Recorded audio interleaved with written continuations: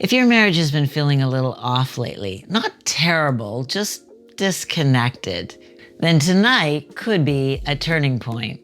You don't need a huge conversation. You don't need a weekend getaway, as fun as that would be. You don't even necessarily need a counseling session. You just need about 10 to 15 minutes and 3 intentional questions. Hi, I'm Debbie Cottle, therapist and relationship expert for over 30 years. And inside my program, Marriage in Bloom, I work with Christian couples who are struggling with disconnection, who have moved from feeling connected, feeling like teammates, partners, to I don't even know if I like you. And we rebuild that sense of emotional safety, that intimate connection with each other. So if your marriage feels a little off, there's a little less laughter, a little less fun, a little less opening up and sharing of our own inner worlds with each other, there's a little more friction, a little more tension, this exercise is designed for you. So grab your spouse or watch this first and then invite them to watch with you later. So the first thing that we want to do is we want to pick the right time and we want to sort of set the scene.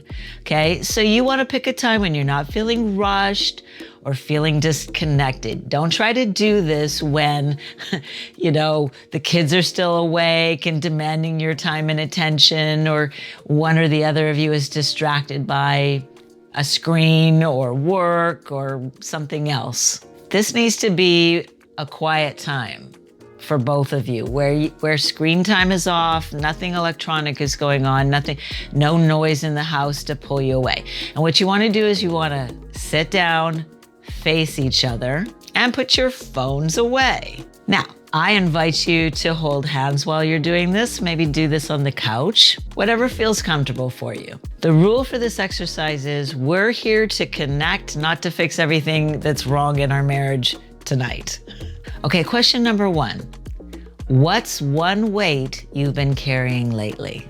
Obviously, you're going to take turns answering that question while the other person listens without interrupting. And you can add a prompt. So what's one weight you've been carrying lately at work, at home, with the kids, with our finances, with your faith, whatever has been feeling heavy to you? I want to know it. The listener's job is to just listen, but also to show curiosity by maybe asking some clarifying questions like, help me to understand that more, or tell me how long that's been going on, or give me a little more details of what you're saying, or where do you think that originated from? But we're not interrupting and we're not trying to fix it. We're not giving any solutions. We are just listening and getting clarification on what we don't understand or needing more details. And once your spouse is done sharing with you, all you simply say is, thank you for sharing. I get why you would feel that way. That makes sense. What you're doing there now is you're validating your spouse's perspective, even if you have a different one. All you're doing is just saying, I get it. Thank you for sharing. Okay, question number 2. This builds on the first question. Where have I been missing you in all of this lately? In other words, how have I dropped the ball and not been there for you? This isn't about assigning blame. This is about just gently recognizing disconnection that has happened and is normal in every marriage that I've ever worked with. So you could frame it like this. Is there a way that you've really needed me that I haven't been there for you? Or is there something that I haven't fully understood that you're going through that you needed me to understand? Again, each of you takes turns answering that while the other one listens, shows curiosity, asks for clarification if needed, and then validates by saying, I get it. Thank you for sharing. Third question. What's one small way that we could move closer together this week? Now we turn the conversation into action. Now we want to keep this really small and specific. This isn't the time for you to go on a long diatribe about all the changes that you want in your spouse. You're not rewriting your whole marriage in this one conversation.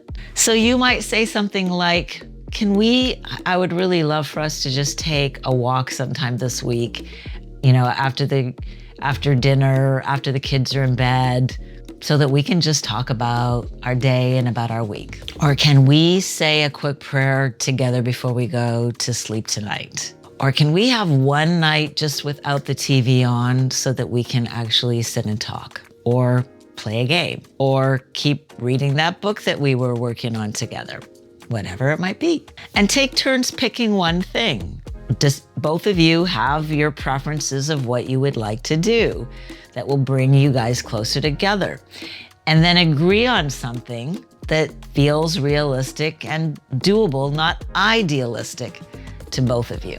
Once you've answered all 3 questions to each other's satisfaction, then close with something that feels like you've put a cap end on the conversation, like you've sort of marked the moment. Something like, can we end this conversation with a quick prayer?